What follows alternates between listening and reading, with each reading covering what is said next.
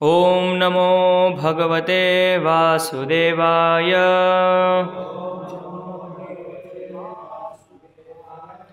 ओम नमो भगवते वासुदेवाय।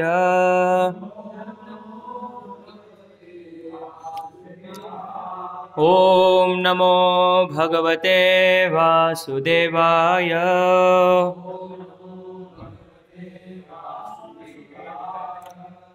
श्रीमद् भागवतम स्कंद 4 अध्याय 23। महाराज पृथु का भगवत धाम गमन। श्लोक क्रमांक 6। शब्द पाठ। ग्रीष्मे पंचतपाः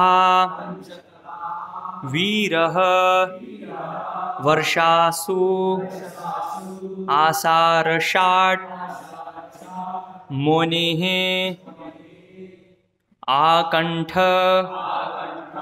मग्नः शिशिरे उदके स्थंडिलेशयः।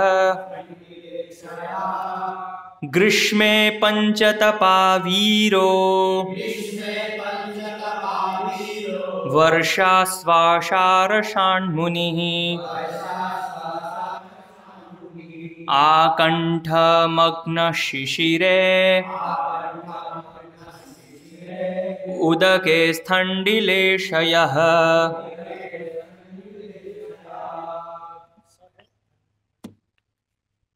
ग्रीष्मे गर्मी की ऋतु में पंचतपाः 5 प्रकार के ताप। वीरः वीर वर्षासु वर्षा ऋतु में। आषाढ़ वर्षा की झड़ी की पहुंच में रहकर। मुनि मुनियों की तरह।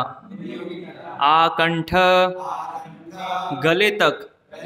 मग्नः डूबे हुए। शिशिरे जाड़े में।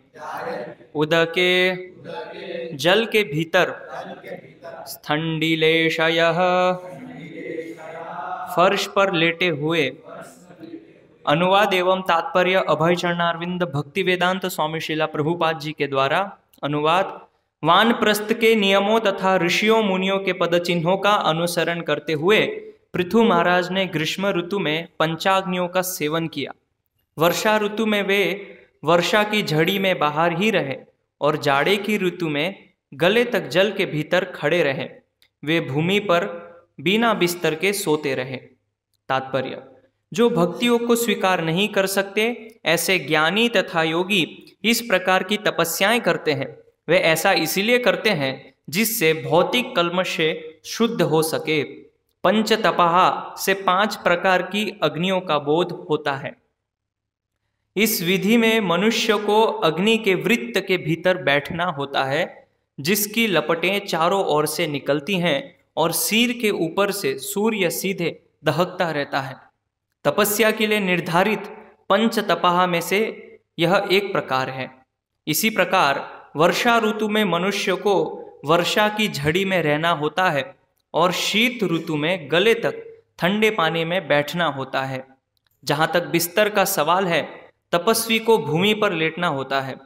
ऐसी कठिन तपस्या का उद्देश्य पूर्ण पुरुषोत्तम भगवान कृष्ण का भक्त बनना है, जैसा कि अगले श्लोक में बताया गया है। ओम अज्ञानतिमिरान्धस्य ज्ञानाञ्जनशलाकया चक्षुरुन्मीलितं येन तस्मै श्रीगुरवे नमः। श्रीचैतन्यमनोभीष्टं स्थापितं येन भूतले स्वयं रूप कदा मह्यं ददाति स्वपदान्तिकं। वन्देऽहं श्रीगुरो श्रीयुतः पदकमलं श्रीगुरून् वैष्णवांश्च।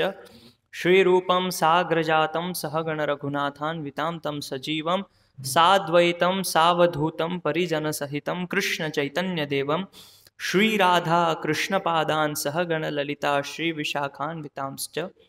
गुरवे गौरचन्द्राय राधिकायै तदालये कृष्णाय कृष्णभक्ताय तद्भक्ताय नमो नमः। नमो विष्णुपादाय कृष्णपृष्ठाय भूतले श्रीमते भक्तिविकास स्वामिनिति नामिने। नमो विष्णुपादाय कृष्णपृष्ठाय भूतले श्रीमते भक्तिवेदांत स्वामिनिति नामिने। नमस्ते सारस्वते देवे गौरवाणी प्रचारिणे निर्विशेष शून्यवादी पाश्चात्य देश तारिणे। जय श्री कृष्ण चैतन्य प्रभु नित्यानंद श्री अद्वैत गदाधर श्रीवासादि गौर भक्त वृंद। हरे कृष्णा कृष्ण कृष्ण हरे हरे, हरे राम राम राम हरे हरे। हरे कृष्णा। यहाँ पे भगवान के महान भक्त पृथु महाराज, उनके चरित्र का वर्णन हो रहा है। और भगवान के जो महान भक्त होते हैं उनका चरित्र जब सुनते हैं हम लोग, तो हमारे अंदर भी उत्कंठा होती है, हमारे अंदर भी लालसा जागती है उस प्रकार के चरित्र को हमारे अंदर अपनाने की। इसीलिए पूरा जो श्रीमद् भागवतम है, भगवान और भगवान के भक्तों के मध्य जो लीलाएं हैं वो इसमें वर्णित है। बहुत ही सुंदर 5 पांडव और भगवान का आपस में जो संबंध है। फिर अभी कुछ समय पहले इसी वृत्तांत में भगवान विष्णु उपस्थित हुए थे और पृथु महाराज के मध्य जो वार्तालाप है, जो संबंध है, वो हम देख सकते हैं। तो ऐसे पूरा जो श्रीमद् भागवतम है, इसमें हम देखते हैं कि कैसे भगवान और भगवान के जो शुद्ध भक्त हैं, किस प्रकार का उनका चरित्र है, किस प्रकार उनकी वाणी है, किस प्रकार की उनका व्यवहार है, वो हम उनके जीवन से देख सकते हैं और उसको हमारे जीवन में अपनाने का प्रयास हम कर सकते हैं और करना चाहिए। एक भक्त होने के नाते जो ऐसे महान और उन्नत भक्त हैं उनसे सीख के या उनके बारे में जब हम सुनते हैं तो वो अपेक्षित है एक भक्त से कि वो भी अपने जीवन में ऐसा व्यवहार अपने जीवन में लाने का प्रयास करें। ये अपेक्षित है, क्योंकि भगवान के भक्त होने के साथ साथ यदि हम जो गलत आदतें हैं, स्वभाववश जो हमारी बुरी आदतें हैं, वो कृष्ण भक्ति के साथ साथ नहीं चल पाएगी।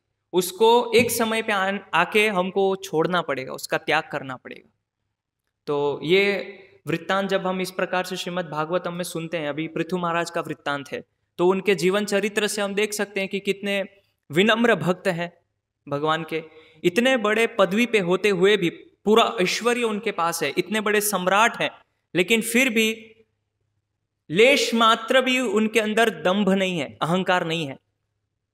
सामान्य रूप से भौतिक जगत के अंदर जब किसी व्यक्ति के पास ऐश्वर्य आ जाता है, पद आ जाता है, तो उसके पीछे पद के साथ साथ वो मत हो जाता है, पागल हो जाता है। लेकिन आप देखिए युधिष्ठिर महाराज भगवान के महान भक्त है, चक्रवर्ती सम्राट है, परीक्षित महाराज, लेकिन उनके आचरण में हम देख सकते हैं कि किस प्रकार से वो विनम्र रह के भगवान की सेवा में नियुक्त है। ऐसा एक और वृत्तांत हम श्रीमद् भागवतम में देखते हैं। अम्बरीश महाराज, वो भी भगवान के महान भक्त हैं, सम्राट हैं, लेकिन जब उनके ऊपर कष्ट आया, संकट आया दुर्वासा मुनि के द्वारा, फिर भी वो विनम्रता से हाथ जोड़ के खड़े हुए। ऐसे अनेक अनेक वृत्तांत है। तो ये हमको सीखना चाहिए कि इस प्रकार से जब हमें भगवान की सेवा के लिए जब कोई विशेष प्रकार का पद देते हैं, कोई विशेष प्रकार का ऐश्वर्य देते हैं या धन संपदा हमको भगवान देते हैं उनकी सेवा के लिए, तो हमेशा ये ध्यान में रखना चाहिए कि ये मेरे स्वयं के इंद्रिय तृप्ति के लिए ना होके भगवान ने ये मुझे प्रदान किया है उनकी सेवा के लिए, इसीलिए हर समय मुझे विनम्रता का भाव उसमें रखना चाहिए, ये मेरे लिए नहीं है। अगर ये विचार हम भूल जाएंगे तो 100% संभावना है कि अहंकार में आके उसको हम भगवान की सेवा में प्रयोग ना करके हम अपनी खुद की इंद्रिय तृप्ति में लगाएंगे। जैसे पृथु महाराज, अम्बरीश महाराज, युधिष्ठिर महाराज, परीक्षित महाराज, सब कुछ होते हुए भी कितने वो तपस्वी है। अभी यहाँ पे तपस्या का वर्णन आ रहा है कि पृथु महाराज तपस्या में लगे हुए, तो वो हमारे आचरण में दिखना चाहिए, वो अपेक्षित है। इसीलिए जो विशेष करके भारत में जो साधुगण होते हैं, जो भगवान की भक्ति में हैं, साधना कर रहे हैं, भगवान की भक्ति की सेवा करने का अभ्यास कर रहे हैं, उनसे अपेक्षित है कि अपने आप को तपस्या में नियोजित करें। अभी अलग अलग वर्णन है श्रीमद् भगवद गीता में, भगवान अलग अलग तपस्या का वर्णन करते हैं। राजसिक तपस्या, तामसिक तपस्या, सात्विक तपस्या। तो भगवान बताते हैं शास्त्रों को छोड़ के जो घोर तपस्या करते, अशास्त्रम विहितम घोरम तप्यन्ते ये तपो जनाः दंभ अहंकार संयुक्ता कामराग बलन्विता। शास्त्रों को छोड़ के, शास्त्र विधि मार्ग को छोड़ के अपने मनमाने ढंग से जो लोग तपस्या करते हैं, वो तपस्या दंभ अहंकार कामराग बलन्विता, ये सब दुर्गुण उसमें होते हैं। और यहाँ पे जो पृथु महाराज तपस्या कर रहे हैं, वो तपस्या किसी को दिखाने के लिए, सत्कार पाने के लिए, या लोग मेरी प्रशंसा करें, इसके लिए वो तप नहीं कर रहे हैं। सामान्य रूप से भक्त भी तप करते हैं। जब हमें शास्त्र की समझ नहीं होती है तो हम भी तप करते हैं, लेकिन तप करने के पीछे हमारी मंशा अलग होती है कि कोई मुझे अच्छा बोले, कितना बढ़िया तप कर रहे हैं, अच्छा प्रभु जी आप हर एकादशी में निर्जला करते हैं, बहुत अच्छा है। ये सम्मान की इच्छा, ये मंशा यदि हमारे अंदर है, ऐसे कोई भी व्रत तप यदि हम करते हैं, इसलिए भगवान की जो भक्ति है उसमें एक लक्षण क्या बताया, अहेतुक की। इसमें कोई हेतु नहीं होता है, केवल भगवान की प्रसन्नता ही एकमात्र हेतु होता है। उसके अतिरिक्त यदि हमारी कोई मंशा है तो फिर वो भगवान की भक्ति नहीं है, वो हम अपने स्वार्थ के लिए कर रहे हैं। इसीलिए हमें भी तपस्या करते समय या इस प्रकार के जो हम व्रत करते हैं, ये करते समय सावधान रहना चाहिए कि क्या मैं ये सत्कार पाने के लिए, सम्मान पाने के लिए, या लोग मुझे मेरी वाहवाही करें इसलिए मैं ये कर रहा हूं, ये विचार होना चाहिए हमारे अंदर, किस लिए कर रहा हूं मैं। तो इसीलिए ये जो पूरा हमारी भक्ति की जो पूरी धारा है वो हमको किस दिशा में ले जाती है, पहले ये समझना पड़ेगा। ये पूरी भक्ति की जो धारा है, और हमारे गौड़ीय वैष्णव परंपरा में जितने भी आचार्य हुए हैं, जो भी गोस्वामी गण हुए हैं, वो हमें सिखा रहे हैं कि शारीरिक चेतना से ऊपर उठ के आत्मा में स्थित होना है। यानी कि अभी वर्तमान स्थिति में जहां पे हम सभी गोदास हैं, इस स्थिति से निकल के गोस्वामी के स्तर पे पहुंचने का प्रयास करना है। उसके लिए तप करना पड़ेगा। यदि हम आरामदायक स्थिति में रहेंगे हर समय, तो फिर शारीरिक चेतना में हम उतने ही ज्यादा बंधते जाएंगे, फंसते जाएंगे, और हम कभी भी गोस्वामी के स्तर पे नहीं उठ पाएंगे। आप देखिए जितने भी आचार्य हुए, श्रील भक्ति विनोद ठाकुर का जीवन चरित्र आप देख सकते हैं। क्या वो प्रसाद लेते थे? मात्र कुछ 2-3 चपाती और 1 कटोरा दूध, कुछ फल। उसी प्रकार श्रील भक्ति सिद्धांत सरस्वती महाराज का जीवन चरित्र में हम देखते हैं चतुर्मास में किस प्रकार से वो तपस्या करते थे, है ना। जमीन पे कुछ प्रसाद रख के, हाथ को पीछे रख के श्वान की भांति उसको ग्रहण करना, जितना आ गया आ गया। 4 महीने लगातार इसी प्रकार चतुर्मास का उन्होंने पालन किया। फिर हम साक्षात गोस्वामियों के जीवन चरित्र में देखते हैं क्या, किस प्रकार के वस्त्र उन्होंने पहने, किस प्रकार का अन्न उन्होंने ग्रहण किया। यहां तक कि नामाचार्य श्रील हरिदास ठाकुर के जीवन चरित्र में हम देख सकते हैं कि उन्होंने किस प्रकार की तपस्याएं की। तो ये पूरी जो धारा है भक्ति की, ये इस दिशा में हमको ले जाती है। लेकिन आज इस वर्तमान युग में पूरी जो धारा है वो विपरीत दिशा में जा रही है। गोस्वामियों के स्तर पे उठाने की बजाय ये पूरा जो संसार है लोगों को गोदास बनाने के पीछे तुला हुआ है कि कितने अच्छे से अच्छे हम गोदास बन सकते हैं, कितने अच्छे से अच्छे, उसमें कोई कमी नहीं होनी चाहिए। लेकिन भक्ति में क्या बताया जाता है कि इससे बाहर निकल के गोस्वामी के स्तर पे उठिए, जिसके लिए तप करना पड़ेगा। इसीलिए जैसे हमारे कृषि समुदाय है, श्रील प्रभुपाद जी ने कृषि समुदाय की स्थापना की, वर्णाश्रम व्यवस्था। तो कृषि समुदाय में क्या है, वहां पे हमको ऐसा लगता है कि कितनी बड़ी तपस्या कर रहे हैं भक्त लोग। कृषि समुदाय में, वर्णाश्रम में रहते हैं, ग्राम में तो बहुत बड़ी तपस्या है। वो बड़ी तपस्या नहीं है, गांव में सब लोग ऐसे रहते थे, लेकिन चूंकि हम आदी हो गए हैं शहर में, इसीलिए वो हमको तपस्या लगती है। वो हमारी स्वाभाविक स्थिति है। इसके पिछले तात्पर्य में श्रील प्रभुपाद जी लिख रहे हैं, जस्ट इसके पिछले श्लोक में, शहर में रहना रजोगुणी है और ग्रामीण जीवन में रहना वो सतोगुण है। मदिरालय या वैश्यालय में जाना वो तामसिक है। तो अभी हम चाहते तो हैं गोस्वामी के स्तर पे उठना, लेकिन मेरा प्रश्न आपसे यह है कि जहां पे हम शहर में हैं और ये पूरा वातावरण रजोगुण और तमोगुण से ग्रसित है, तो क्या यहां पे हम गोस्वामी के स्तर पे उठ सकते हैं? क्योंकि आपको मंदिर जाना है तो कई किलोमीटर दूर है, तो आपको गाड़ी चाहिए। उस गाड़ी में हीटर होगा, एसी होगी, उसमें बैठ के आप आएंगे। लेकिन जहां पे भक्त लोग रह रहे हैं, कृषि समुदाय है, आसपास घर है और बीच में भगवान का मंदिर है, आपको बस घर से निकल के मंदिर जाना है, भगवान का दर्शन करना है। उसी प्रकार जैसे शहर में हम रहते हैं, तो शहर में आटा हम लेते हैं तो चक्की से रेडीमेड आता है ना। वही चीज ग्रामीण में कैसे करते हैं? तो ग्रामीण क्षेत्र में जो माताएं होती है चक्की पीसते हैं, उससे आटा निकलता है ना। तो हमको लगता है इतनी तपस्या क्यों कर रहे हैं लोग? इतनी तपस्या करने की क्या जरूरत है? पंखा नहीं है, अब अपने शरीर को इतना कष्ट क्यों दे रहे हैं, है ना।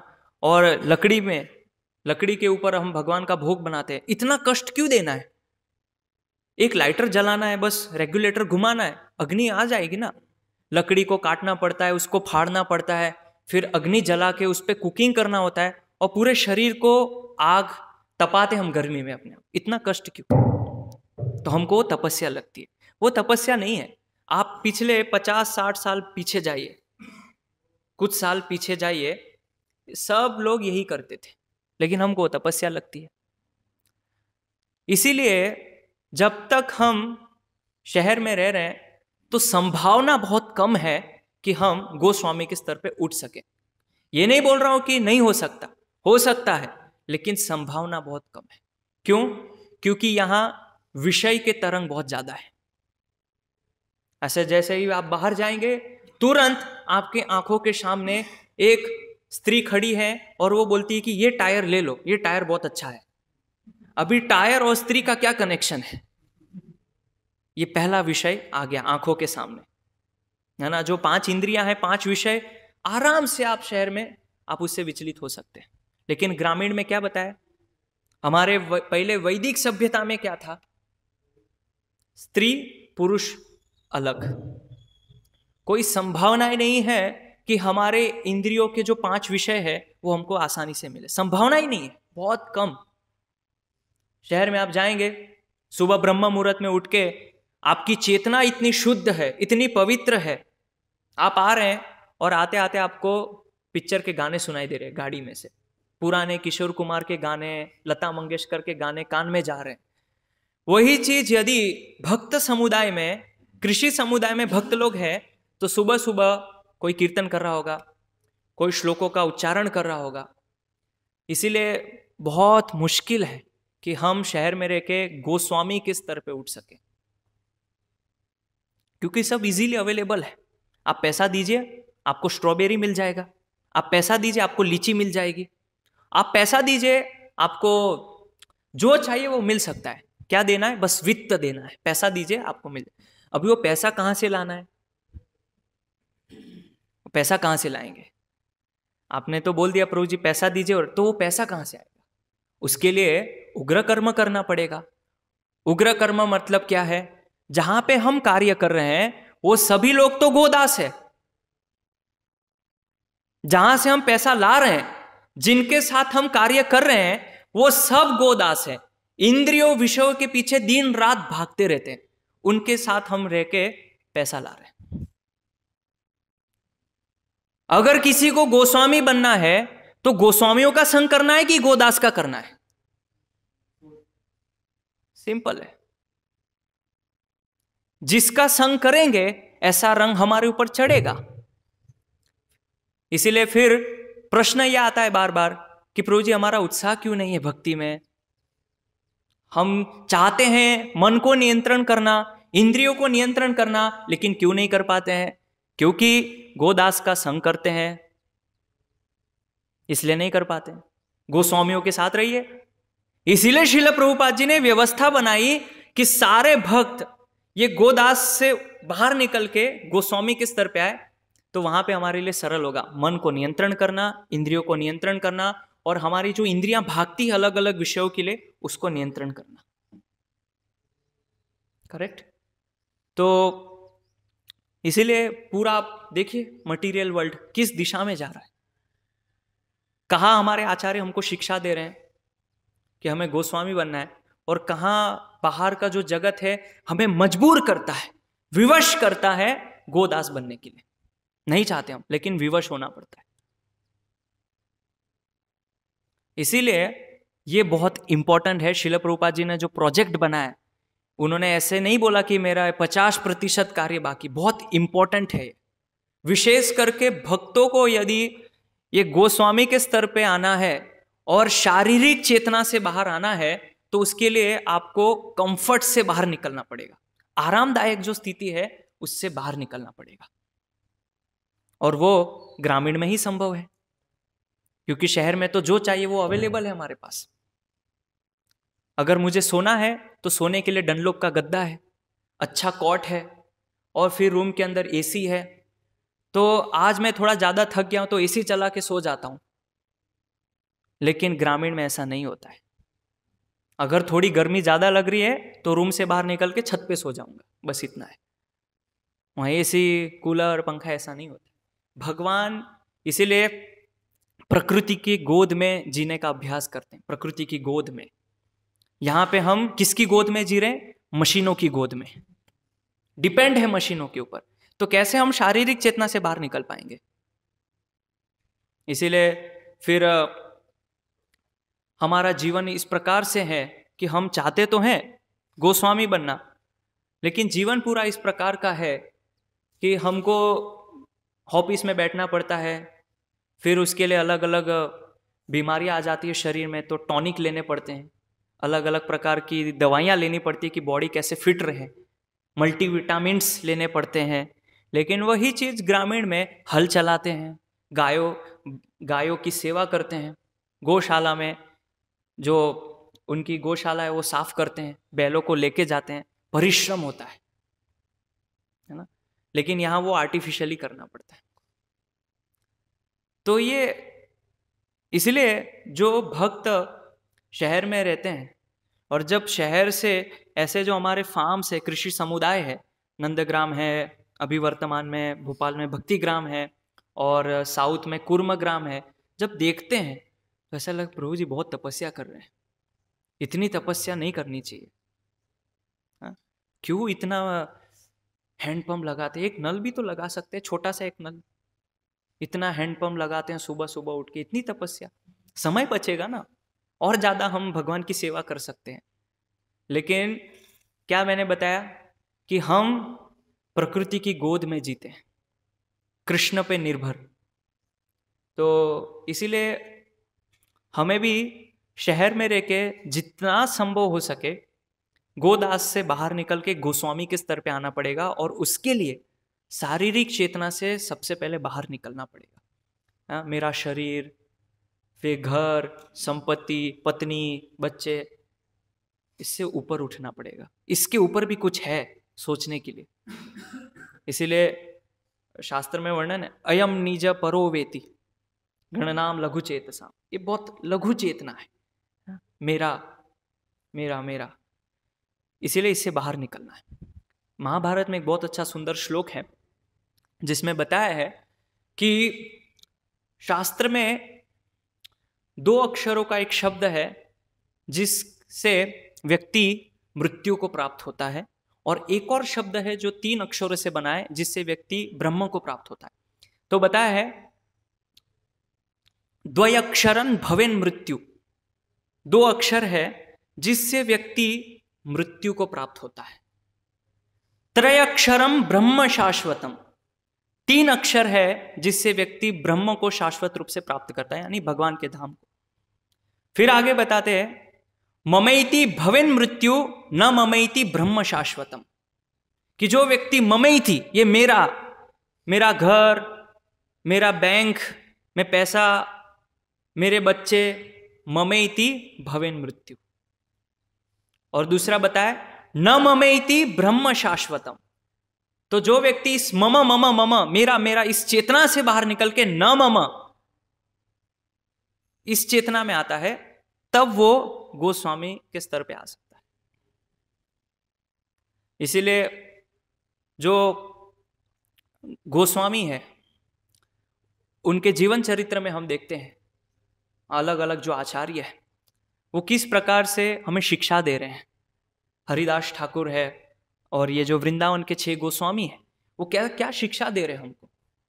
उनका जीवन चरित्र में यही शिक्षा है कि ये सब हमारा नहीं है, सब भगवान का है। ये शरीर भी मेरा नहीं है, शरीर भी भगवान का है।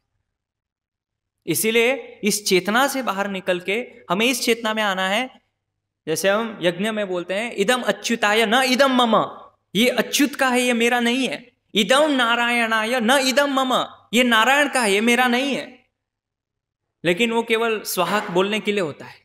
उस चेतना में आना है, वो खाली बोलने के लिए नहीं है। उस चेतना में वास्तविक रूप में आना है कि ये नारायण का है। तो इसीलिए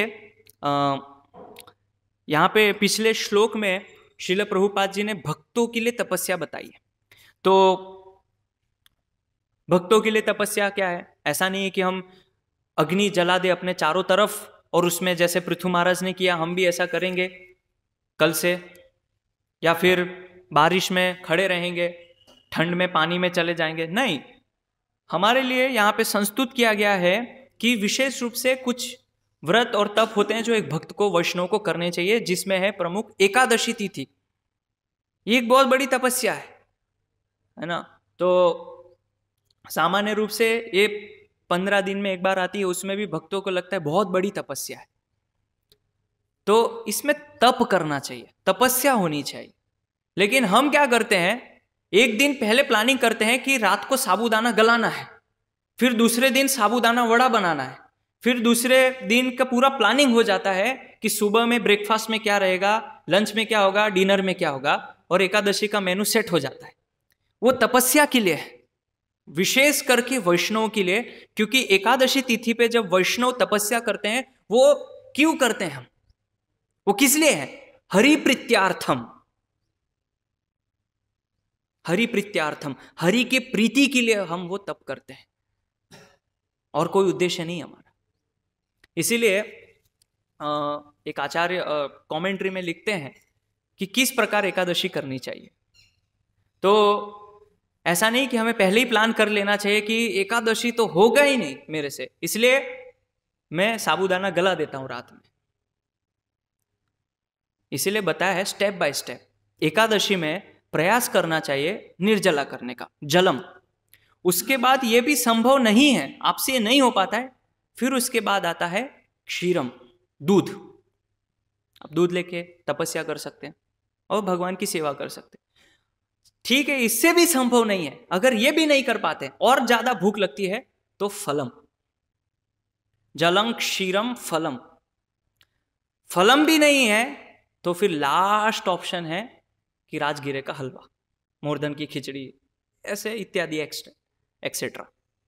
लेकिन अगर हम पहले ही सोच ले, प्लानिंग कर ले, तो फिर वो तब कहां हुआ। इसीलिए ये बताया उपवास, है ना, कि हम उस दिन भगवान के निकट है, भगवान के समीप हमें वास करना है। तो तपस्या होनी चाहिए, ज्यादा भगवान की सेवा होनी चाहिए, अधिक से अधिक भगवान की कथाओं का श्रवण होना चाहिए, अधिक से अधिक भगवान के नामों का जप होना चाहिए। ये सब होना चाहिए एकादशी तिथि पे। घर के अंदर कीर्तन होना चाहिए। लेकिन हमारा एकादशी में 50% टाइम एकादशी की आइटम्स बनाने में जाता है ना। तो समय को बचा के कितना अधिक हम तप करें, क्यों करें, ये ध्यान में रखते हुए हरि प्रीत्यार्थम, हरि के प्रीति के लिए। तो ये है एक वैष्णव के लिए तपस्या। और अलग अलग जो फेस्टिवल्स आते हैं, अभी जैसे जन्माष्टमी आ रही है, तो प्रयास करना चाहिए कि क्या क्या मैं तप कर सकता हूं, ऐसा अभ्यास करना चाहिए। अभ्यास से आएगा। मैं ये नहीं कह रहा हूं कि सभी भक्त कल से निर्जला चालू कीजिए, अभ्यास करने से होता है। तो ये चीज है। और फिर श्रील प्रभुपाद जी ने विशेष करके वैष्णव के लिए निर्दिष्ट किए हैं तपस्या में 4 नियम, 4 रेगुलेटिव प्रिंसिपल्स ऑफ लाइफ। जीवन में हर एक मनुष्य को ये इतनी तपस्या तो करनी ही चाहिए, ये अपेक्षित है हर एक मनुष्य से, ना केवल वैष्णव से। जो भी अपने आप को मनुष्य कहता है, मनुष्य इसका भी बहुत एक शाब्दिक अर्थ है, मन प्लस ईश्वर। जो मन का ईश्वर है, जिसने मन को नियंत्रण में किया है, यह शब्द है मनुष्य, मन ईश्य। लेकिन आज केवल नाम के लिए शब्द रहेगा मनुष्य, क्योंकि सब मन के गुलाम है, कोई मन का ईश्वर नहीं है। तो इसीलिए ये 4 नियम। और बताया है कि तप भंग क्यों होता है? नशा करने से। जो धर्म के 4 स्तंभ है, सत्य, दया, तप, शौचम, तो तपस्या भंग होती है नशा करने से। तो आज लोग, जैसे अभी कावड़ यात्रा चल रही है, श्रावण मास का महीना है, बहुत लोग तपस्या कर रहे हैं। फिर 9 दुर्गा आएंगे तो उसमें लोग तपस्या करेंगे, तप करते हैं। लेकिन चूंकि वो अपने जीवन में इतना नशा करते हैं, इतना नशा करते हैं कि जैसे ही वो व्रत खत्म होगा तुरंत नशा करने के लिए उद्युत हो जाएंगे, प्रेरित हो जाएंगे, बस नशा करना। क्यों? 9 दिन हमने शराब नहीं पी है, 9 दिन से हमने तंबाकू नहीं खाई है, कितनी बड़ी तपस्या है। तो ये बाहर की स्थिति है। तो जो लोग ये 4 नियमों को तोड़ते हैं, संभव नहीं है कि वो लोग तप कर पाएंगे। और फिर विशेष करके जो वैष्णव है, उनके लिए एक बहुत बड़ी तपस्या लगती है, लेकिन हालांकि वो तपस्या नहीं है, लेकिन हमें ऐसी प्रतीत होती है, वो है ब्रह्म मुहूर्त में उठ के भगवान के समक्ष उपस्थित होना मंगला आरती के लिए। बहुत बड़ा तप लगता है हमको। लेकिन ये भी, पहले आप थोड़ा पीछे जाएंगे तो स्वाभाविक था हर एक लोगों के लिए सुबह ब्रह्म मुहूर्त में उठना, स्नान करना और भगवान के समक्ष उपस्थित होना उनके दर्शन के लिए।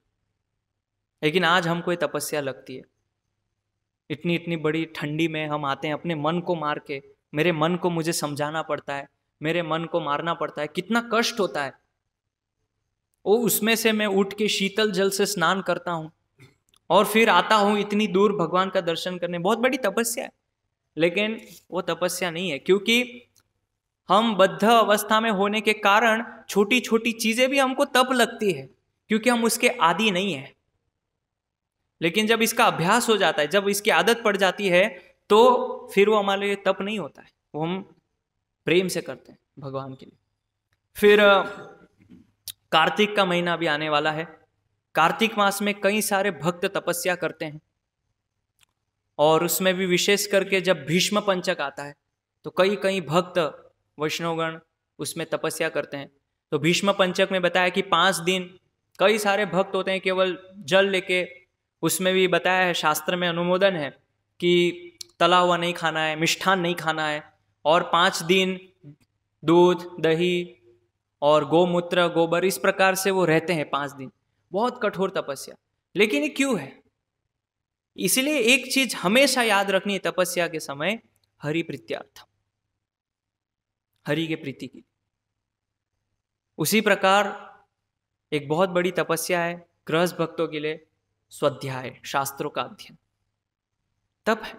लेकिन वो तप नहीं होना चाहिए। वो हमको लगता है कि बहुत बड़ी तपस्या है, शास्त्रों को पढ़ना, 1 घंटा बैठ के भागवतम को पढ़ना, और जहाँ पे हम उस भागवतम को पढ़ते समय भागवतम के जो भगवान के अलग अलग कथाओं का वर्णन है, उसमें अपने मन को निमग्न करना, है ना, ये रसमालयम है श्रीमद् भागवतम, उस रस में अपने आप को डुबोना, क्या ये तपस्या है? एक आनंद का विषय है।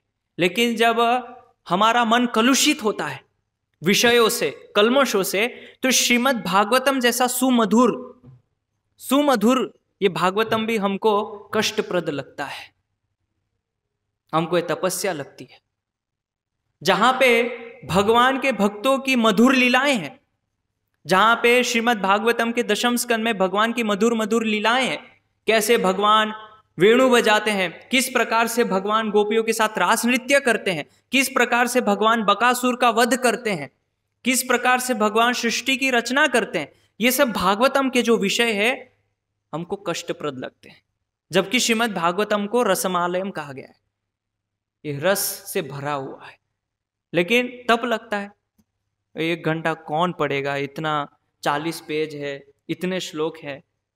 ये हमारे लिए एक आनंद का विषय होना चाहिए, ना कि तप का विषय। तो ये कर सकते हैं। फिर एक बहुत ही महत्वपूर्ण निर्देश, जो भी इस कृष्ण भावनामृत आंदोलन से जुड़े हैं, जो अपने आप को प्रभुपादानुगा समझते हैं, एक विशेष आदेश श्रील प्रभुपाद का, प्रतिदिन नियमित शुद्धता से 16 माला का जप। ये तपस्या है। अभी भगवान का नाम इतना मधुर है ना। भक्तिविनोद ठाकुर लिखते हैं कि ये भगवान के धाम से यहां पे आया है। गोलोकेर प्रेम धन, ये गोलोक का प्रेम धन है, लेकिन ये प्रेम धन पाके हमको कष्ट होता है। जब सुबह सुबह मंगला आरती के पश्चात एक भक्त झोली में हाथ डालता है तो उसको लगता है 10 किलो की कोई बोरी है जिसमें हाथ डाल दिया है, इतना कष्ट होता है हमको। लेकिन ये कष्ट का विषय नहीं होना चाहिए, लेकिन अभी इस कलुषित अवस्था में वो भी हमको कष्ट लगता है। और विशेष करके ऐसा बहुत बार होता है कि इस आंदोलन में जो श्रील प्रभुपाद जी के जो शिष्य हैं उनसे दीक्षित हुए हैं, लेकिन दीक्षा होने के बावजूद भी वो नियमित पूर्वक 16 माला जप नहीं कर पाते। बहुत कठिन प्रतीत होता है। 12 माला करते हैं, कभी 13 माला करते हैं, कभी 1 छूट गया, 2 छूट गई। ऐसा नहीं होना चाहिए। जो भी इस कृष्ण भावनामृत आंदोलन में है उन सब का ये कर्तव्य है, लेकिन हम उसको बहुत ही सस्ता लेते हैं कि क्या हो जाएगा। तो इसीलिए वो स्तर कब आएगा कि जब हमको ये सब चीजें कष्टप्रद ना लग के, तपस्या ना लग के, हमको इसमें आनंद आएगा। हम पूर्ण रूप से श्रीमद् भागवतम को पढ़ते समय अपने आप को इसमें निमग्न कर पाए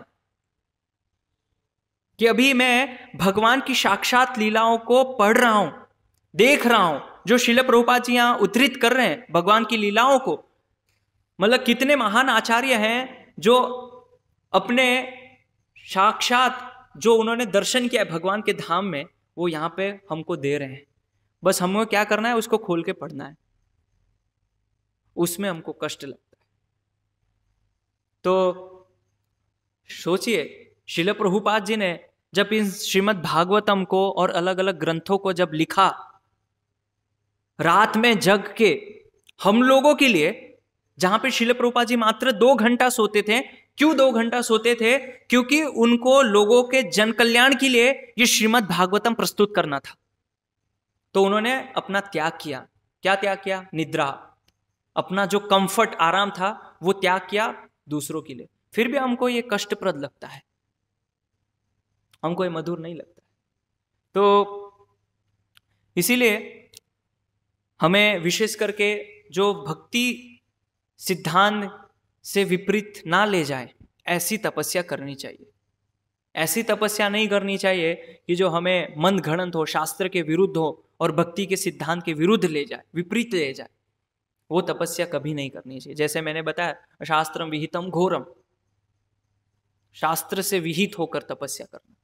इसलिए ये सारी जो तपस्या है ना, 16 माला का जप, 4 नियम का पालन, एकादशी तिथियों का पालन, अलग अलग जो उत्सव होते हैं उसमें व्रत करना, ये सब हमारे आचार्यों के द्वारा संस्तुत है। ये सब श्रील प्रभुपाद जी ने संस्तुत किया है, शास्त्र में दिया हुआ, इसीलिए हम करते हैं। और श्रीमद् भगवद गीता में भगवान अलग अलग तपस्या बताते हैं। शरीर की तपस्या, वाणी की तपस्या, मन की तपस्या। तो कम से कम ये हमें अभ्यास करना चाहिए, इसका हमें पालन करना चाहिए। तो श्रीमद् भगवद गीता के 17वें अध्याय के 14वें श्लोक में बताते हैं कि शरीर की तपस्या क्या है, शारीरम तप उच्यते, वो क्या है? तो बताते हैं परमेश्वर, ब्राह्मणों, गुरु, माता पिता जैसे गुरुजनों की पूजा करना तथा पवित्रता, सरलता, ब्रह्मचर्य और अहिंसा ही शारीरिक तपस्या है। ये शरीर की तपस्या है। तो श्रील प्रभुपाद जी तात्पर्य में लिखते हैं कि मनुष्य को कम से कम भगवान के समक्ष प्रणाम अर्पित करना चाहिए, ईश्वर के समक्ष। जो भगवान के महान भक्त है, गुरुजन है, श्रील प्रभुपाद जी तात्पर्य में लिखते हैं, उनको प्रणाम करना चाहिए। तो जब हम मंदिर आते हैं, इसलिए सबसे पहली शिक्षा है मंदिर में आके सबसे पहले भगवान को प्रणाम अर्पित करना है। ये शारीरिक तपस्या है। और गुरुजनों को जो वैदिक ज्ञान में निष्णात है, पारंगत है, उनका सम्मान करना, उनको प्रणाम अर्पित करना, ये शरीर की तपस्या। और फिर यहाँ पे भगवान बताते हैं इनका समुचित आदर भी करना चाहिए, ये भी शरीर की तपस्या। इसीलिए हमारे वैदिक प्रणाली में सबका समुचित आदर किया जाता था, सम्मान किया जाता था समुचित, वो शारीरिक तपस्या है। फिर यहाँ पे श्रील प्रभुपाद जी आगे और समझाते हैं कि भक्त को आंतरिक और बाह्य रूप से शुद्ध रहने का प्रयास करना चाहिए, आंतरिक भी और बाह्य भी, दोनों रूप से। तो इसका हम अभ्यास कर रहे हैं। जैसे श्रील प्रभुपाद जी ने संस्तुत किया है कि कृष्ण भावनामृत आंदोलन में शौच क्रिया के बाद स्नान करना, वो क्या है? तपस्या है ना। बाहर कितने लोग इसका पालन करते हैं कि शौच क्रिया जाते हैं तब हमें स्नान करना चाहिए, स्नान छोड़िए साबुन से हाथ धोना चाहिए, ये कितने लोगों को पता है? तो हम अभी कृष्ण भावनामृत से जुड़े हैं, तो श्रील प्रभुपाद जी की कृपा से हमको ये मति आई है कि हमें शुद्धता का अभ्यास करना है, आंतरिक और बाह्य। तो दोनों कर रहे हैं हम। आंतरिक के लिए हम नियमित पूर्वक भगवान के नामों का जप करते हैं, श्रीमद् भागवतम कथा सुनते हैं, नष्ट प्रायेषु भद्रेषु नित्यम भागवत सेवया। नित्य रूप से जब हम भागवत श्रवण करते हैं तो अभद्र चीजें जो हमारे हृदय में वर्षों से, कई कई जन्मों से यहां पे एकत्रित हुई है, वो सब नष्ट हो जाती है।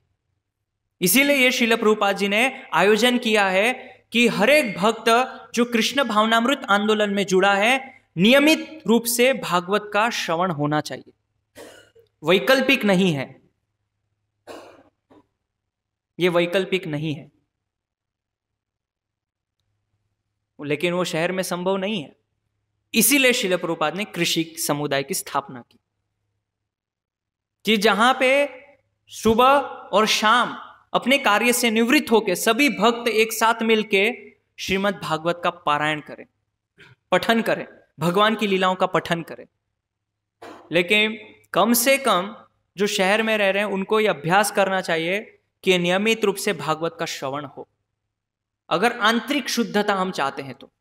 क्योंकि हम देखिए हमारी जो आंतरिक शुद्धता है, हम उसके लिए भगवान के नामों का जप करते हैं, उसमें भी हम सोते हैं, हमको नींद आती है भगवान का नाम जप करते समय। श्रीमद् भागवतम जो कि श्रील प्रभुपाद जी ने बताया नित्य श्रवण करना चाहिए, उसमें हम सो जाते हैं, और अभी कुछ सो रहे होंगे। तो इसीलिए जागृत अवस्था में रहना चाहिए। जब हम इस प्रकार भगवान का नाम जप कर रहे हैं या हम भगवान की कथाओं का श्रवण कर रहे हैं, भागवत श्रवण कर रहे हैं, तो जागृत अवस्था में एकाग्र मन से सुनना चाहिए। जब वो हमारे कर्ण में जाएगा तब नष्ट प्रायेषु अभद्रेषु, अभद्र चीज नष्ट हो जाएगी। फिर आगे श्रील प्रभुपाद जी उसी में बताते हैं, ऐसा कोई भी कार्य न करे जो शास्त्र सम्मत न हो, यह भी शारीरिक तपस्या है। ऐसा कोई भी कार्य जो शास्त्र उसका अनुमोदन नहीं करता है, वो यदि हम करते हैं तो फिर वो आप शारीरिक तपस्या नहीं कर रहे। इसीलिए प्रभुपाद जी बता रहे ये नहीं होना चाहिए। और फिर श्रील प्रभुपाद जी बताते हैं कि वैवाहिक जीवन के अतिरिक्त मैथुन में रत नहीं होना चाहिए, ये भी शास्त्र में, ये शारीरिक तपस्या है। तो कभी कभी ऐसा लगता है कि जो ब्रह्मचर्य व्रत केवल ब्रह्मचारी और सन्यासी के लिए, ऐसा नहीं है। हर एक वर्ग के लिए ब्रह्मचर्य व्रत की संस्तुति की गई है। वो शारीरिक तपस्या है। और फिर भगवान बताते हैं कि वांगमय तप उच्यते, वाणी की तपस्या क्या है वो हमको पता होनी चाहिए। तो भगवान भगवत गीता में बताते हैं, अनुद्वेग करम वाक्यम सत्यम प्रिय हितम चयत स्वाध्यायाभ्यसनम चैव वांगमय तप उच्यते। ये वाणी की तपस्या है। और उसी में एक महत्वपूर्ण शब्द आया है स्वाध्याय, अभ्यास। स्वाध्याय करने से वो वाणी की तपस्या। इसीलिए शास्त्र को पढ़ना, विशेष करके जो भक्ति मार्ग में जुड़े हैं, भागवतम का पारायण करना, वो वाणी की तपस्या है, इसलिए पढ़ना चाहिए। और फिर श्रील प्रभुपाद जी आगे बताते हैं कि मन की तपस्या क्या है, मानसिक तपस्या क्या है। तो बताते हैं, मन प्रसाद सौम्यत्वम मौनमात्म विनिग्रह भाव संशुद्धि रित्ये तपो मानस उच्यते। बताते हैं कि मन को संयमित बनाने का अर्थ है उसको इंद्रिय तृप्ति से विलग करना, ये मन की तपस्या है।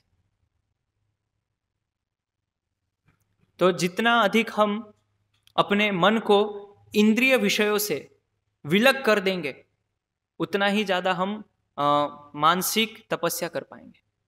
और फिर आगे प्रभुपाद जी बता रहे हैं कि मनुष्य को कृष्ण भावनामृत से विचलित नहीं होना चाहिए और इंद्रिय भोग से सदैव बचना चाहिए, ये मन की तपस्या। आप तात्पर्य में पढ़ेंगे श्रीमद् भगवद गीता में 17 चैप्टर 17वां अध्याय श्लोक क्रमांक 16, उसके तात्पर्य में प्रभुपाद जी क्लियर लिख रहे हैं कि कृष्ण भावनामृत से विचलित नहीं होना चाहिए। क्योंकि कृष्ण भावनामृत में ऐसा होगा कि बहुत सारे मानसिक रूप से विचलन आएंगे, बहुत सारे। आपको शरीर में कष्ट हो रहा होगा, दर्द हो रहा होगा, लेकिन चूंकि आप पहले घर में थे तो माता जी पूछती थी, बेटा क्या हुआ, तुझे कष्ट हो रहा है, चल मेरे साथ मैं हॉस्पिटल ले जाती हूँ, क्या खाएगा बता, क्या बना दूं। ऐसा जरूरी नहीं है कि ब्रह्मचारी आश्रम में कि कोई एक माता है और वो आके हमसे पूछेगी क्या हो रहा है प्रभु जी बताइए, आपको कष्ट हो रहा है, मैं कुछ प्रसाद बना दूं। या कोई प्रभु जी आके, तो उससे हम विचलित हो सकते हैं। मैं इतना घर छोड़ के आया, इतनी भगवान की सेवा कर रहा हूं, मेरे शरीर में कष्ट हो रहा है, नहीं रहना मुझे यहां, घर ही ठीक था, घर चला जाता हूं।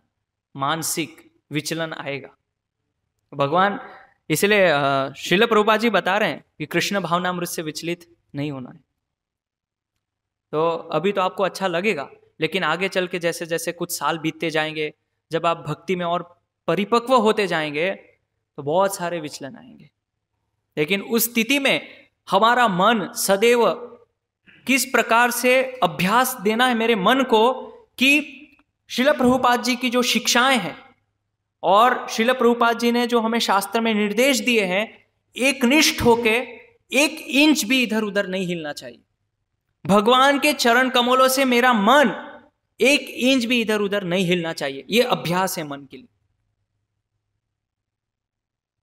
अभी हम डगमगा जाते हैं, क्यों?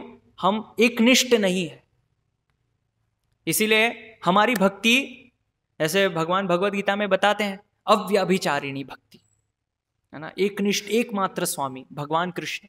इसीलिए हमारे मन को यह अभ्यास देना पड़ेगा कि हम पूर्ण रूप से हर समय हर वक्त केवल और केवल भगवान कृष्ण की कृपा के ऊपर आश्रित है, भगवान के ऊपर ही आश्रित है। कोई प्रभु जी, कोई माता जी, कोई टेम्पल मैनेजर, कोई कमांडर, वो है, वो निमित्त है, माध्यम है, लेकिन अंततः हमारे जीवन में हम भगवान श्री कृष्ण के ऊपर आश्रित हैं। इसीलिए जब ऐसी परिस्थितियां बनती है तो हमें भगवान से प्रार्थना करनी चाहिए कि ऐसे विचलनों से वो हमें बाहर निकाले। श्रील प्रभुपाद जी जब विदेश में गए, जहाज में बाहर निकल के जब उन्होंने वो दृश्य देखा, उनको भी वो विचलन हुआ, लेकिन उन्होंने भगवान से प्रार्थना की कि भगवान आप मुझे बताइए कि आप मुझे यहां क्यों लेके आए, यहां लाने का प्रयोजन क्या है, आप ही बताइए मुझे आगे क्या करना है। पूरा जो भजन लिखा है मार्की ने भागवत धर्म, कैसे भगवान से प्रार्थना कर रहे हैं, उसी प्रकार जब हम इस प्रकार से हमारे जीवन में कुछ विचलन आते हैं, कोई भी किसी के भी जीवन में, चाहे वो ब्रह्मचारी है, गृहस्थ है, सन्यासी है, वानप्रस्थ है, हमें भगवान से प्रार्थना करनी चाहिए उस अवस्था में कि मुझे इस स्थिति से बाहर निकाले। लेकिन वो हम भूल के हम सोचते हैं कि मैं इससे बाहर निकल जाऊंगा, कुछ ट्रिक लगाता हूं, कुछ टेक्निक्स अपनाता हूं और इससे बाहर निकल जाऊंगा। नहीं निकल पाएंगे। आप कोशिश कर लीजिए, ट्राई कर लीजिए, लेकिन जब आप पूर्ण रूप से भगवान के ऊपर आश्रित होते हैं, जैसे एक बहुत ही अच्छा उदाहरण महाभारत में हमको मिलता है, द्रौपदी माता पूर्ण रूप से दोनों हाथ उठा के भगवान के ऊपर अंततः आश्रित हो गई। ना भीष्मदेव, ना द्रोणाचार्य, ना कृपाचार्य, ना युधिष्ठिर महाराज, ना भीम, कोई नहीं। कौन थे अंततः? गोविंद, कृष्ण। तो वही एकमात्र आखिरी सहारा बचता है भक्त के जीवन में, जब ऐसा विचलन आता है कि हम भगवान के ऊपर आश्रित हो जाए पूर्ण रूप से। फिर बताया जा रहा है कि इंद्रिय भोगों के विचारों से मन को अलग रख के ही मन को संतुष्टि दी जा सकती है। अभी हमको संतुष्टि नहीं मिल रही है क्योंकि हम अपने विचारों को इंद्रिय भोग में ज़्यादा से ज़्यादा अत्यधिक लगाने का प्रयास करते हैं, हमारी बद्ध चेतना के कारण। लेकिन इस अभ्यास को लाना होगा। और फिर कैसे हमारे मन को वैदिक साहित्य की ओर मोड़ा जाए। श्रील प्रभुपाद जी लिख रहे तात्पर्य में वैदिक साहित्यों का सहारा लेना। जो श्रील प्रभुपाद जी ने ग्रंथ की रचनाएं की है, उसका पारायण करना, उसको पढ़ना, उसको अपने जीवन में उतारना, अभ्यास करना, इससे हम बच सकते हैं। और श्रील प्रभुपाद जी फिर आगे तात्पर्य में बताते हैं कि मनुष्य को अपने व्यवहार में निष्कपट होना चाहिए।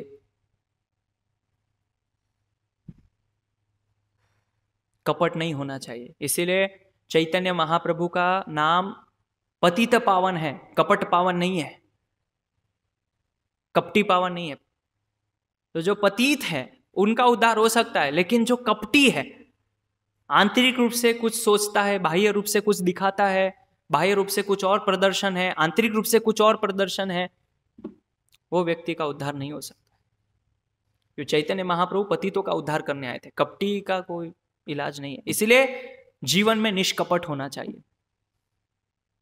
जो भगवान हमारे हृदयस्थ चतुर्भुज नारायण के रूप में उपस्थित है, वो सब जानते हैं कि आप जो बाहर प्रदर्शित कर रहे हैं वो आप उसके पीछे कुछ कपट है, कुछ मंशा है, क्या है, भगवान को सब पता है, छुपा नहीं सकते।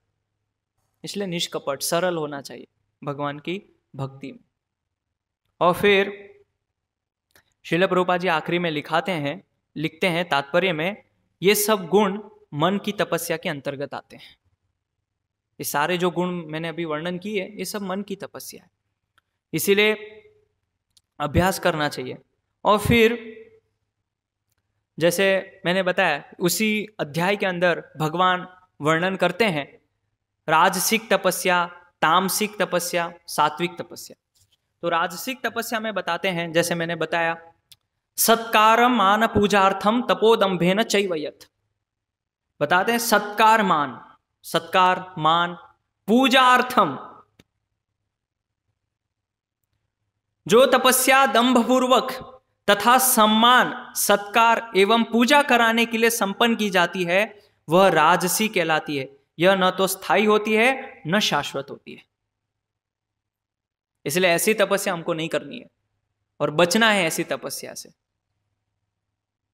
मेरा मान हो, सत्कार हो, पूजा हो, ये स्थायी नहीं रहेगी। और इसमें हम देखते हैं कि कैसे बहुत सारे लोग जो हैं फिर ऐसी तपस्या करते हैं, तो बहुत सारे लोग उनके अधीनस्थ होकर उनके चरण धोते हैं, उनका मान सम्मान करते हैं, उनको माला पहनाते हैं, उनको धन देते हैं, उपहार देते हैं कि प्रभु जी आप अपने जीवन में बहुत तपस्या करते हैं, इसीलिए सत्कार मिलता है।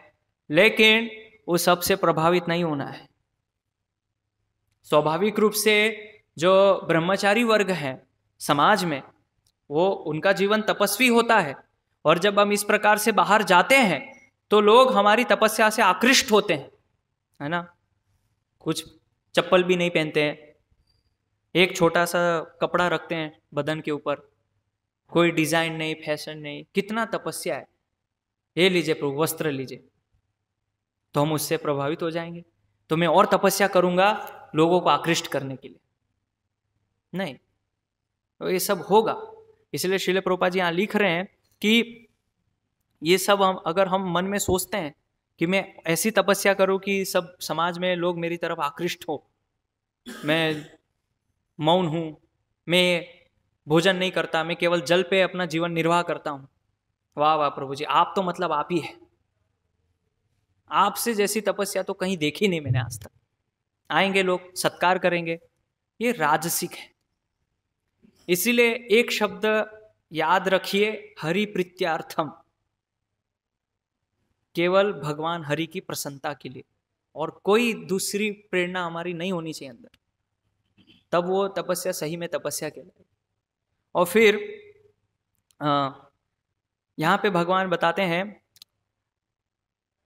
तमोगुणी तपस्या, तो बताते हैं मूर्खतावश आत्म उत्पीड़न के लिए या अन्यों को विनष्ट करने या हानि पहुंचाने के लिए जो तपस्या की जाती है वह तामसी कहलाती है। शास्त्र में उदाहरण है हिरण्यकशिपु। प्रभुपाद जी तात्पर्य में लिखते हैं कि किस प्रकार से उत्पीड़न, दूसरों को कष्ट देने के लिए, देवी देवताओं को अपने अधीनस्थ करना चाहते थे, विष्णु को वध करना चाहते थे, एक प्रकार से भक्तों को विनष्ट करना चाहते थे। तो ऐसी तपस्या वो तामसिक तपस्या। और ऐसे बहुत सारे शास्त्र में वर्णन है, ऐसी ऐसी तपस्याएं, जैसे एक असुर है, उनका नाम मुझे याद नहीं है, कैसे वो भगवान शिव को प्रसन्न करने के लिए शरीर का एक एक टुकड़ा, अंग काट के यज्ञ में अर्पित कर रहे थे, और शिव प्रसन्न हो गए क्योंकि आप अपना शरीर काट काट के मुझे दे रहे हैं। ऐसे बहुत सारे अलग अलग तपस्या तामसिक लोग करते हैं, वो सब नहीं करना चाहिए। इसीलिए शास्त्र के निहित, शास्त्र की मर्यादा में जो हमारे आचार्यगण बताते हैं उसकी बाउंड्री में रह के हमको तपस्या करनी चाहिए। अपने मनमाने ढंग से जो शास्त्र जिसका अनुमोदन नहीं करता है, जिसकी संस्तुति नहीं करता है, वो तपस्या हमको नहीं करनी चाहिए। यहाँ पे पृथु महाराज जो तपस्या कर रहे हैं वो हरि प्रीत्यार्थम है, हरि की प्रीति के लिए कर रहे हैं। ना वो राजसिक है, ना वो तामसिक है, ना वो सात्विक है। वो उनका उद्देश्य एकमात्र भगवान की प्रसन्नता है, इसीलिए वो कर रहे हैं। और यहां पे श्रील प्रभुपाद जी बताते हैं इसके कुछ तात्पर्यों में, इसी वृत्तांत में, कि भक्तों को विशेष करके भगवान, ऐसे श्रील प्रभुपाद जी ने व्यवस्थाएं की है, मंदिर बनाए हैं, तो मंदिर में जितना ज्यादा हो सके वहां रहना चाहिए, सेवा करनी चाहिए भगवान की, और शास्त्रों को पढ़ना चाहिए, हरिनाम संकीर्तन करना चाहिए। संकीर्तन में जाने से, इसलिए परम विजय थे श्री कृष्ण संकीर्तनम, कलयुग में विशेष करके ये संस्तुत किया गया है। तो ये अगर खाली हम संकीर्तन में भी भाग लेते हैं चैतन्य महाप्रभु के द्वारा जो अनुमोदित है, वो भी एक बहुत बड़ी तपस्या हो जाएगी। तो इसीलिए जो भी इसको हम कहते हैं संकीर्तन आंदोलन, लेकिन ये संकीर्तन आंदोलन केवल सुनने में रह गया है। कभी ऐसा बहुत कम देखा गया है कि विशेष करके जो गृहस्थ भक्त शहर में रहते हैं, सप्ताह में भी एक दिन ये जो संकीर्तन आंदोलन हम कहते हैं उसमें भाग लेते हो। तो ऐसा आयोजन करना चाहिए कि जो हमारा संकीर्तन आंदोलन है, और ये पूरा आंदोलन टिका हुआ है संकीर्तन के ऊपर, जिसमें हमें भाग लेना चाहिए इस चैतन्य महाप्रभु के द्वारा जो निर्दिष्ट संकीर्तन यज्ञ है। तो ये भी बहुत बड़ी तपस्या हो जाएगी अगर आप इसमें आएंगे। जैसे मैंने बताया कि हमको तपस्या लगती है, लेकिन ये स्वाभाविक होना चाहिए। तो इसीलिए ध्यान रखिएगा कि कहीं हम राजसिक तपस्या तो नहीं कर रहे हैं, कहीं हम तामसिक तपस्या तो नहीं कर रहे हैं, और क्या हम कहीं इसके चक्कर में तो नहीं फंस गए, शास्त्र से विपरीत तो नहीं जा रहे हैं। सावधान रहना पड़ेगा, सतर्क रहना पड़ेगा। तो इसीलिए आचार्यों के पद चिन्हों का अनुसरण करते हुए हमें हरि गुरु वैष्णव की सेवा, उनके मार्गदर्शन में रहते हुए वो जिस प्रकार से हमें निर्देश देते हैं शास्त्र में, क्योंकि वो निष्णांत है, पारंगत है, तो जिस प्रकार से हमें आदेश देते हैं, निर्देश देते हैं, उनके अनुसार ही हमें कृष्ण भक्ति में आगे बढ़ना चाहिए। यदि हम अपने मनमाने ढंग से सोचे कि मैं ये तपस्या कर लूँ, मैं ये व्रत कर लूँ, तो हम फंस जाएंगे। तो ये आज के तात्पर्य से कुछ था जो हमने वर्णन किया। हरे कृष्णा कृष्णा कृष्णा हरे हरे, हरे राम राम राम हरे हरे। कोई प्रश्न? क्लियर? श्रीमद् भागवतम की जय, शिला प्रभुपाद की जय। पूछ सकते हैं प्रभु जी, बाकी भक्त जा सकते हैं।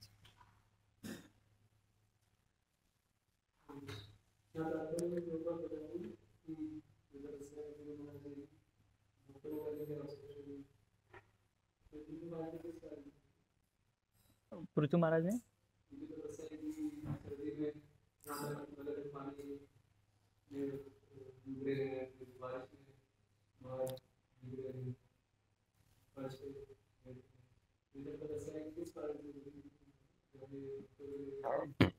मतलब ये अगले तात्पर्य में वर्णन आएगा कि तपस्या उन्होंने क्यों की है, जिसमें से ही मैंने कुछ अंश बताया कि कैसे आज के वर्तमान युग में जो वैष्णव भक्त हैं वो संकीर्तन में जुड़ सकते हैं और हरि गुरु वैष्णव के अनुसार जो निर्देश प्राप्त हैं।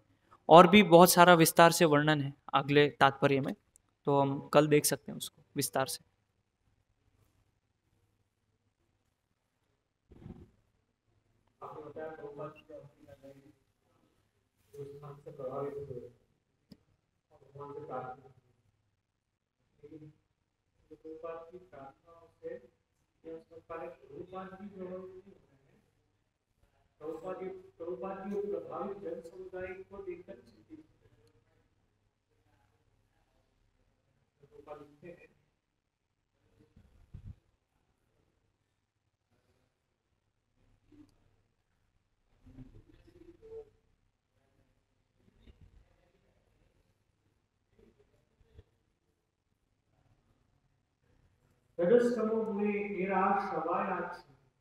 वासुदेव कथा रुचि नहीं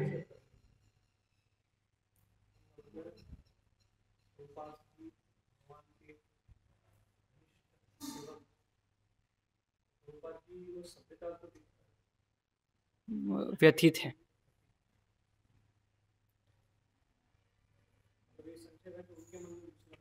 हाँ, यस, मतलब वो स्थिति देख के उससे व्यथित हो गए। आपका संदेश कैसे लोग सुने? प्रभुपाद जी लेक्चर में कई बार कहते हैं कि जैसे मैं उनको प्रचार करना शुरू करूंगा, प्रभुपाद जी तो लोग कहेंगे ये हमारा जीवन है, अब आप